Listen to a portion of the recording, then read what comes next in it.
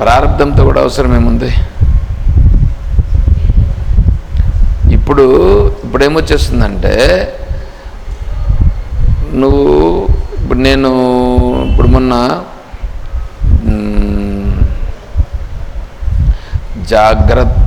జాగ్రత్యద్భూత బాహ్యేంద్రియ విషయ సముల్లాస సాక్షి శివోహం కథ చెప్పినాం. బాహ్యేంద్రియ విషయ సముల్లాస సాక్షి అని అన్నాం. అక్కడ నేను జీవుడు అనే విషయాన్ని ఎక్కడ కానీ ప్రస్తావన చేయలేదు. నేను అంటే నేనున్నాను ఈ ప్రపంచం ఉంది అని చెప్పలేదు. నన్ను కూడా ప్రపంచంలో కలిపేసినాను. ఇది జాగ్రత్త ప్రపంచం, అది స్వప్న ప్రపంచం. జాగ్రత్త ప్రపంచము, స్వప్న ప్రపంచం, అంతే కదా. ఈ జాగ్రత్త ప్రపంచం అనేటువంటి దాంట్లో నువ్వు ఉండవు, నేనుండాను, ఇంకోరు ఉండరు, వాళ్ళు ఇట్లా ఏం అవసరం లేదు. నువ్వు ఎట్లా ఉంటావంటే సినిమాను చూస్తున్నాం కదా మనం. సినిమాలో మనం ఏమైనా ఎంటర్ అయిపోతామా? ఇప్పుడు సినిమా చూస్తున్నామా లేదా? సినిమా చూస్తూ అక్కడ నవ్వు వచ్చినప్పుడు నవ్వుతాం, బాధ వచ్చినప్పుడు బాధపడతాం. కానీ సినిమాకు నాకు సంబంధం ఉందా? లేదు కదా. ఇప్పుడు మనం ఏం చేస్తున్నామంటే ఇదంతా ఒక సినిమా. ఇది సినిమా అయితే ఈ సినిమాలో ఇది జరుగుతూ ఉంది. నేనున్నాను కదా, నేను కూడా ఆ సినిమాలో ఒకటి. ఈ శరీరం కూడా సినిమాలో ఒక పోర్షన్. ఇప్పుడు చూస్తూ ఉండేది ఎవరు? నేనంటే. అప్పుడు నేనంటే ఇది కాదు, ఈ మనస్సు కూడా కాదు, తెలివి.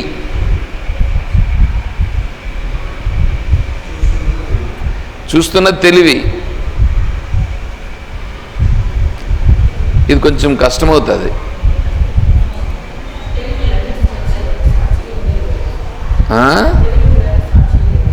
సాక్షియే తెలివి.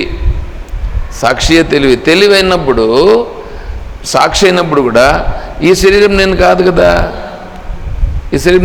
కదా. శరీరం ఉంది, వీళ్ళందరూ కూడా ఉన్నారు.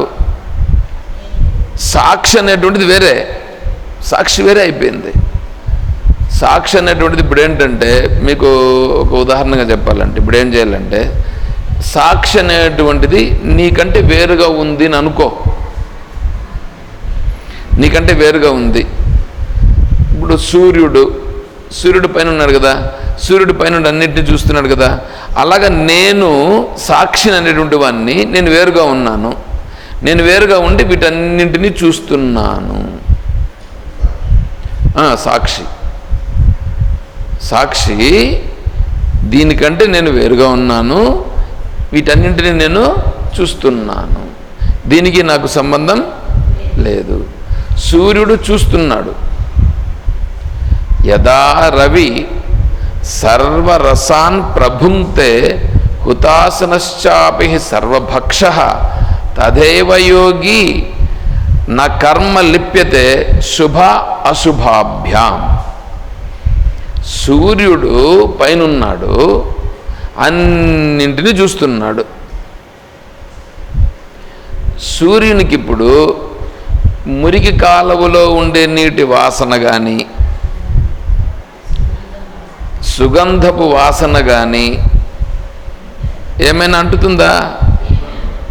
కానీ రెండింటిని ప్రకాశింపజేస్తున్నాడా లేదా? ప్రకాశింపజేస్తున్నాడు. అదేవిధంగానే నేను అంటే సాక్షిని. నేను సాక్షిని అంటే ఈ శరీరం నేను కాదైపోయింది. నేను సాక్షిని. ఇప్పుడు ఇక్కడ జరుగుతూ ఉంది.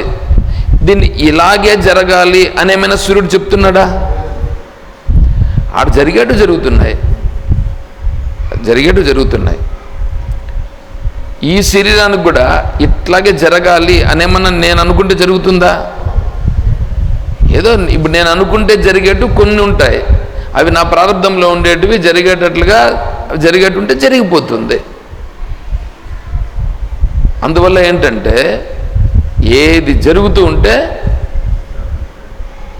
జరుగుతూ ఉంటుంది. నేను సాక్షిని, ఇప్పుడు సాక్షిగా ఉండేటువంటి వాడిని ఉంటాను అంతే.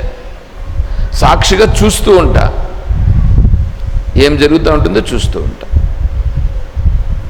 ఇది వచ్చినప్పుడు కర్తృత్వం ఉండదు, ఇంకా కర్తృత్వం ఉండదు. కర్తృత్వం లేకుండా పోవాలనంటే ఫస్ట్ భోక్తృత్వంలో దృఢమైపోవాలి. భోక్తృత్వం దృఢమైన తరువాత ఆ తర్వాత కర్తృత్వం తగ్గుతుంది. కర్తృత్వం తగ్గిన తర్వాత సాక్షిత్వం వస్తుంది. భోక్తృత్వం ఫస్ట్ తగ్గాలి, కర్తృత్వం తర్వాత తగ్గుతుంది, తర్వాత సాక్షిత్వం అనేటువంటిది దృఢమవుతుంది. చూడండి ఎట్లా ఉందో. అప్పుడేమవుతుందంటే ఉంటాం అంతే.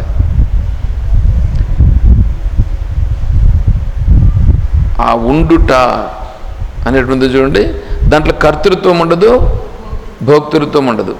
అప్పుడు ఎవరెవరో వస్తూ ఉంటారు, ఎవరెవరో పోతూ ఉంటారు. ఎవరొస్తే వాళ్ళని చూస్తాం, ఎవరొస్తే వాళ్ళని చూస్తూ ఉంటాం. ఇప్పుడు నది దగ్గర కూర్చొని ఉండం, నదిలో పారుతూ ఉన్నాయి. ఇప్పుడు వాన పడింది కదా, ఈ కాలువలో నీళ్లు పోతుంటాయి, రోడ్లో కూడా నీళ్లు పోతుంటాయి. ఏమేమి పోతూ ఉంటాయి దాంట్లో?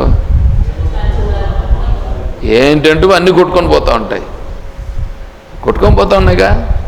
వాటిని మనం ఏం చేయాలి? ఏంటంటో కొట్టుకుపోతున్నాయి, చూస్తూ ఉండడం అంతే, చూస్తూ ఉండడమే. అది రావాలంటే కొంత టైం పడుతుంది అక్కడ, కాబట్టి దాన్ని చూడగలుగుతాం. ఈ శరీరంలో ఇక్కడ జరుగుతూ ఉండేటువంటి చూడండి, ఈ శరీరానికి వీటికి జరుగుతూ ఉంటే దానిని కూడా చూస్తూ నేను అలా చూడగలగాల. అంటే రోడ్లో కొట్టుకొని పోతాండేటు ఎట్లా పోతూ ఉన్నాయో అట్లా చూస్తూ తను మాత్రం నిర్వికారంగా ఉండగలగాల.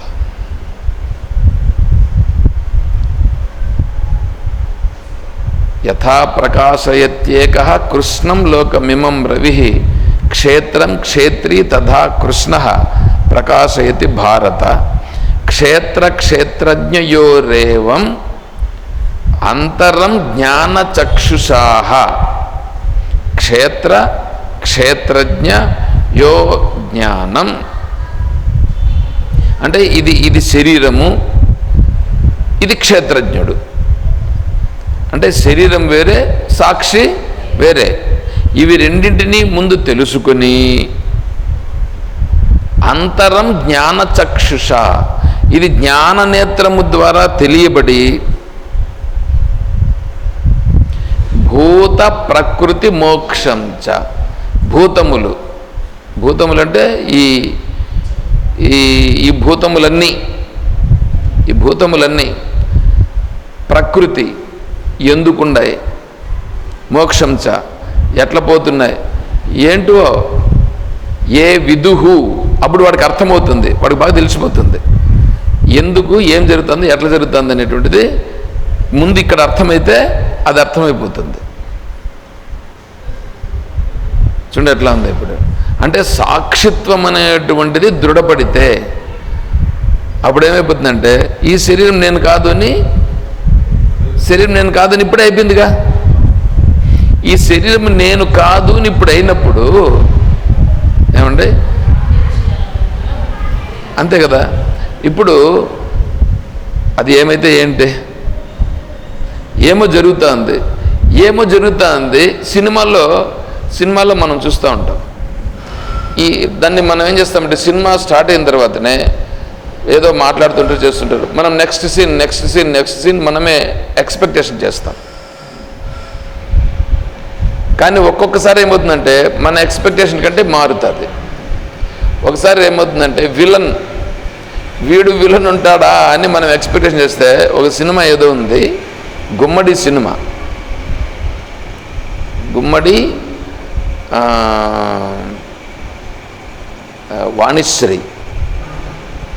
వాణిశ్రీ గుమ్మడికి కూతురు అన్నమాట. ఆ సినిమాలో విలన్ ఎవరు అనేటువంటిది సినిమా ఎండింగ్ వరకు తెలియదు. విలన్ ఎవరు అనేది లాస్ట్లో తెలుస్తుంది. గుమ్మడినే విలన్ అని తెలుస్తుంది. చూడండి ఎట్లా ఉంటుందో. అంటే వీడు విలన్ ఉంటాడేమో అని అనుకుంటూ ఉంటాం. వాడు కాదు. మళ్ళా ఇంకోడేమో విలన్ అనుకుంటే పరిస్థితి వస్తుంది. వాడు కాదు. చూడండి అన్నీ అది సినిమా వాడు ఎట్లా తీసంటే అది ఓల్డ్ సినిమా అది. ఇప్పుడు మనకు అట్లా కాదు. ఏ సినిమా అయినా సరే మనం ఎక్స్పెక్టేషన్ చేసేస్తాం. అట్లా ఇప్పుడు ఏమవుతుందంటే అట్లా సస్పెన్స్ అనేటువంటిది మనకు అక్కర్లా. ఇప్పుడు ఇక్కడ జరుగుతూ ఉంది చూడండి. దీంట్లో ఏమి జరుగుతూ ఉంది, ఎట్లా జరుగుతుంది అనేటువంటిది మన మనసు ఎక్స్పెక్ట్ చేస్తూ ఉంటుంది. మన మనసు ఎక్స్పెక్ట్ చేస్తుంది. ఇట్లా ఉండాలా, ఇట్లుంటే బాగుంటుంది, అట్లుంటే బాగుంటుంది.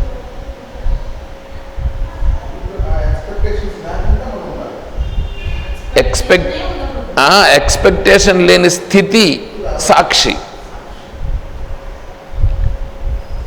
చూడండి ఎట్లా ఉందో. అది రావాలమ్మ గారు.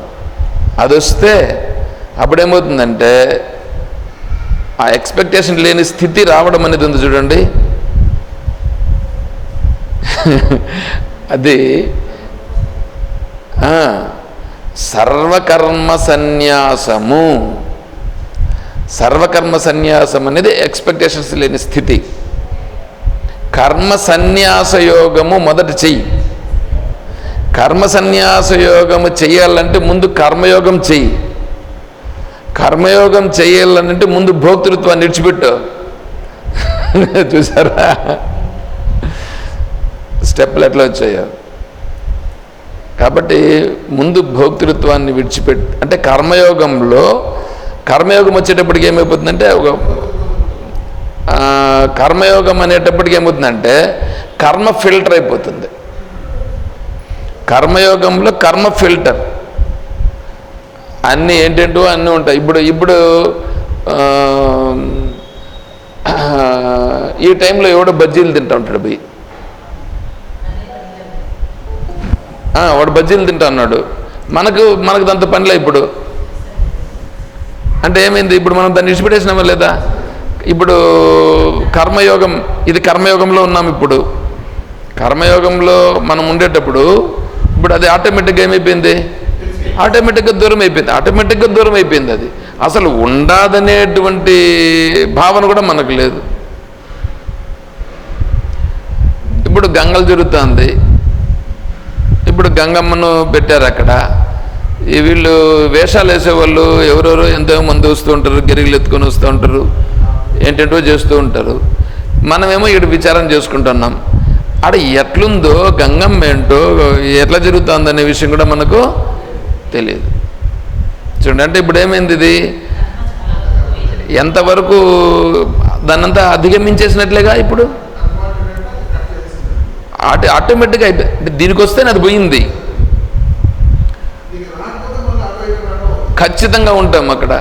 దీనికి రాలేదని అనుకోండి, బంధువులను కూడా పిలిచి ఇప్పుడు గంగలా ఇప్పుడు జరుగుతుంది, మీరు రండి, అందరినీ పిలిచి ఇన్వైట్ చేసి దాంట్లో మునిగి తేలుతూ ఉంటాం. ఆ మునిగి తేలడమే కాకుండా పోతూ ఉంటాం. వాటన్నింటిని ఏదో చూడాలని చూస్తూ ఉంటాం. ఇప్పుడు బంధువులు కూడా వస్తారని అనుకోండి, బంధువులు వచ్చినా కూడా దానికి వాళ్ళకి సంబంధించి మిగతా వాళ్ళతో మీరు చూసుకోండి, నాకు ఇక్కడ పని ఉండదు ఈ టైంలో అనేసి ఇంట్లో వచ్చేస్తాం. అంటే అదేమైపోయింది, ఈ సమయంలో కట్ అయిపోయింది. కాబట్టి కర్మయోగం దగ్గరకు వచ్చేటప్పటికి కర్మ ఫిల్టర్ అయిపోయింది. సో కొన్ని మాత్రం మిగులుతాయి. ఆ కర్మయోగం నుంచి మళ్ళా నిష్కామ కర్మ అంటే కర్మ సన్యాస యోగం వస్తుంది. కర్మ సన్యాస యోగం దగ్గరకు వచ్చేటప్పటికి భోక్తృత్వం పోయింది. కర్తృత్వం మాత్రం మిగిలి ఉంది. ఆ కర్తృత్వం మిగిలి ఉండి కర్తృత్వం పోవాలనంటే ఇప్పుడు యోగానుష్ఠానం ద్వారా వాడికి తనెవరు అనేది తెలుస్తుంది. ఇప్పుడు అంటే సాక్షిత్వ భావనని దృఢపడేదానికోసం చూస్తాడు. అంటే నేను అనేటువంటిది అక్కడ తెలుస్తుంది. అంటే ఇప్పుడు ఎట్లుంటుందంటే భోక్తృత్వం ఈశ్వరుని పైన పెట్టాడు. భోక్తృత్వం ఈశ్వరుని పైన పెట్టేశాడు. అయిపోయింది. కానీ తను చేస్తున్నాడు కదా, తన కర్త కదా, ఫలితాలన్నీ ఇస్తున్నాడు కదా. ఇప్పుడు ఆ ఈశ్వరుడు ఇస్తున్నాడు. నేనెవరు, నేను ఆత్మ అనేటువంటిది తెలుసుకుంటాడు. నేను ఆత్మ అనేది తెలుసుకుంటాడు. కానీ సాక్షి అనేది అయితే ఒకవేళ కొద్దిగా అనుభవానికి వస్తుంది. కానీ సాక్షి అనేది తెలుస్తూ ఉంది. సాక్షి దీంట్లో సాక్షి చూడగలుగుతాడు. ఇప్పుడు ఇవన్నీ ఎందుకు జరుగుతున్నాయి, ఇవన్నీ ఎట్లా జరుగుతున్నాయి, ఇవన్నీ ఈశ్వరుడు ఎందుకు ఎట్లా చేపిస్తున్నాడు అనేది మళ్ళీ డౌట్ వచ్చేస్తుంది వీడికి. భోక్తృత్వాన్ని ఈశ్వరుని పైన మీద వేశాడు. కానీ ఇవన్నీ ఎందుకు జరుగుతున్నాయి ఇట్లాగా, ఏంటివి ఎందుకు జరుగుతుంది, ఈశ్వరుడు ఇవన్నింటిని ఎందుకు జరిపిస్తున్నాడు ఇట్లాగా అని వస్తుంది డౌట్. అంటే ఇప్పుడు ఈశ్వరుని గురించి తెలుసుకోవాలనేటువంటిది వచ్చింది. అప్పుడు ఈశ్వరుని గురించి తెలుసుకుంటాడు. అప్పుడు ఈశ్వరుని గురించి తెలుసుకున్న తర్వాత ఇప్పుడు సాక్షి ఉంది కదా, ఈ సాక్షి ఈశ్వరుని సాక్షి, ఈశ్వరుడు అనేటువంటి వాడు చేపిస్తున్నాడే, ఆ ఈశ్వరుడు ఈ సాక్షి ఒకటే. అప్పుడు వస్తుంది. అది వచ్చిన వెంటనే కర్తృత్వం అనేటువంటిది అప్పుడు పోతుంది. కర్తృత్వం చూడండి, ఈశ్వరుని పైన ఎంత భారం వేస్తే అంత తొందరగా ఈ భోక్తృత్వం పోయి కర్తృత్వం మిగిలి ఉంటుంది. కర్తృత్వం మిగిలి ఉన్నప్పుడు ఏమవుతుందంటే 2 అంశాలు. ఈ చేసిన పని నుంచి మన నెత్తిన భారం పడదు, దీని నుంచి మనం సఫర్ అయ్యేది ఉండదు. నెక్స్ట్ రెండవది ఏంటంటే చేసిన కర్మ కరెక్ట్గా చేస్తాం. ఈశ్వరుని గురించి తెలుసుకునే సామర్థ్యం పెరుగుతుంది. చూడండి, ఇవి వస్తాయి. వేరే వాటిని గురించి మనం విడిచిపెట్టేస్తాం. ఇప్పుడు ఇదవుతుంది. ఇది అయిన తర్వాత ఏమవుతుంది, ఇప్పుడు ఈశ్వరుడు అంటే ఎవరు అని తెలుసుకునేటువంటి యోగ్యత, సూక్ష్మత వస్తుంది. ఆ సూక్ష్మత వచ్చి ఇప్పుడు ఈశ్వరుని గురించి తెలుసుకునే దానికి అప్పుడు ఇదంతా ఎట్లా జరుగుతుంది, ఎవరు చెప్పిస్తున్నారు, ఎందుకు చెప్పిస్తున్నాడు, అసలు ఈశ్వరుడు ఇట్లాగే ఎందుకు చెప్పిస్తున్నాడు, ఇవన్నీ చూడండి. ఇవి మన మనసులో ఇవి ఉంటాయి, ఇవి కనిపిస్తూ ఉంటాయి, అనిపిస్తూ ఉంటుంది. ఇవన్నీ అప్పుడు పోతాయి. వీటన్నిటికీ సొల్యూషన్ అప్పుడు వస్తుంది. సొల్యూషన్ వచ్చేస్తుంది, కరెక్ట్గా తెలిసిపోతుంది. ఇవన్నీ తెలిసిన తర్వాత ఇప్పుడు సాక్షి అంటే ఏమిటి, అప్పుడు సాక్షి గురించి పూర్తి అవగాహన మళ్ళీ వస్తుంది. కాబట్టి ఇప్పుడు ముందు చేయాల్సింది మనం భోక్తృత్వాన్ని ఈశ్వరుని పైన సమర్పించేసి జరిగేది జరుగుతుంది అని చెప్పి చూడడం. తర్వాత ఇంకొకటి చెప్తాను చూడండి. ఇంకోటి ఏంటంటే శాంభవి ముద్ర అని ఒకటి ఉంది. శాంభవి ముద్ర అంటే ఏదో ముద్ర పట్టుకోవడం ఇట్లా అని కాదు, అక్కడ కూర్చొని ఉంటాం ఇట్లాగా, బయట అన్నీ చూస్తూ ఉంటాం, ఐస్ ఓపెన్లో ఉంటాం, చూస్తూనే ఉంటాం. ఏమేమి జరుగుతూ ఉంటుందో అవన్నీ కనిపిస్తూ ఉంటాయి, ఏమేమి మాట్లాడుతూ ఉంటాయి వినిపిస్తూ ఉంటాయి. లోపల మాత్రము సాక్షిత్వ భావనలో ఉంటాడు. లోపల సాక్షిత్వ భావనలో ఉండుట, బయట మాత్రం అన్నీ జరుగుతూ ఉంటాయి. లోపల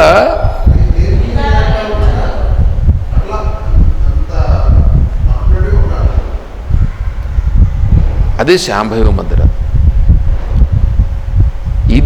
ఇది రావడానికి ముందు చాలా చాలా ఇదన్నీ మెట్లెక్కి రావాల. రేపు కొంచెం దీని గురించి వస్తుంది. ఎందుకంటే ఇవన్నీ వస్తే కదా వాడు ఇప్పుడు కిమాసు కర్తవ్యం అని చెప్పాడు. సుధీయ ప్రయత్నాత్ అంటే ఇప్పుడు ఆసువుగా కొంతమంది పద్యాలు చెప్తారు చూడండి, ఆసు కవిత్వం. ఇప్పుడు ఆసువుగా నేను సాక్షిని ఉండాల. ఇప్పుడు మనం అనుకుంటాం అనుకోండి, ఇప్పుడు సాక్షిని అని అనుకుంటున్నాం కదా మనము, దీనికి ఈశ్వరునికి సమర్పించేసినాము అని ఉంటుంది. ఇక్కడ నేను సాక్షిని అనేటువంటిది నాకు కరెక్ట్గా ఉందా?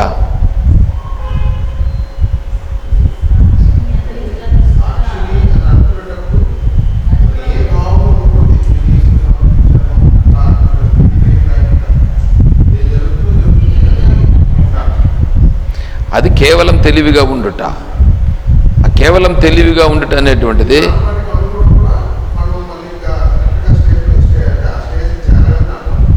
అవును.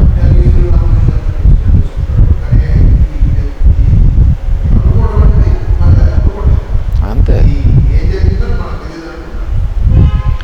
ఆసువుగా నేను సాక్షిని. ఆసుపత్యాలు ఎట్లా వచ్చినాయి వాడికి? అలవోకగా వచ్చింది కదా. అట్లాగా ఇప్పుడు మీ పేరేంటి? మీరు దానికి ఎంత ప్రయత్నం చేశారు? ప్రయత్నమే లేదుగా. మీరు సాక్షి అవునా కాదా? సాక్షిని అనేది నేను వేణుగోపాల్ అన్నంత సులభంగా ఫీల్తో చెప్పినారా?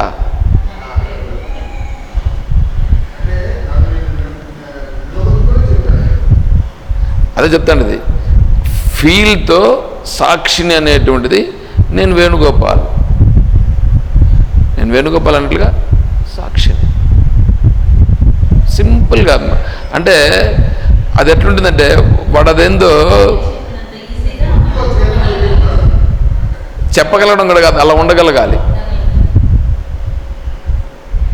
అది అలా ఉంటే అదే దానికి సమాధానం. అదే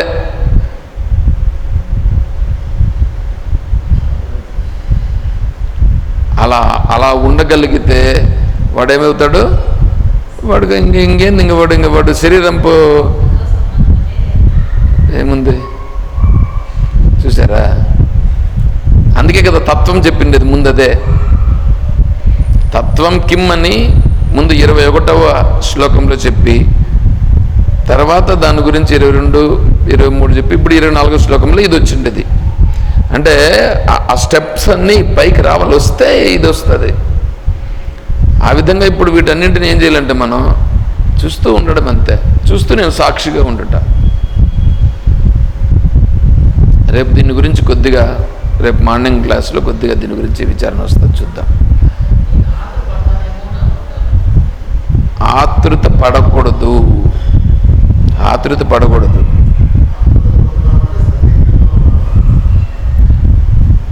అక్కడ జరిగే పరిస్థితులను బట్టి అట్లా ఉంటుంది. అది స్లో డౌన్ అయిపోయి మనస్సు ఎప్పుడైతే స్థిరత్వానికి వస్తుందో అప్పుడు ఇవన్నీ ఆటోమేటిక్గా పోతాయి.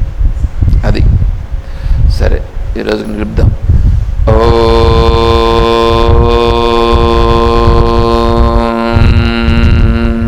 తత్సత్. అసతో మా సద్గమయ. తమసో మా జ్యోతిర్గమయ. మృత్యోర్మా అమృతం గమయ. శాంతి శాంతి. హరి ఓం తత్సద్. ఓం సర్వం శ్రీ సద్గురు చరణారవిందార్పణమస్తు. ఓం జయ బోలో శ్రీ కృష్ణ పరమాత్మ की जय, बोलो गीता माता की जय, बोलो भक्त मंडली की हर नमः पार्वती पतये। जय सीताराम। हरि ओम तत्सत्। ओम श्री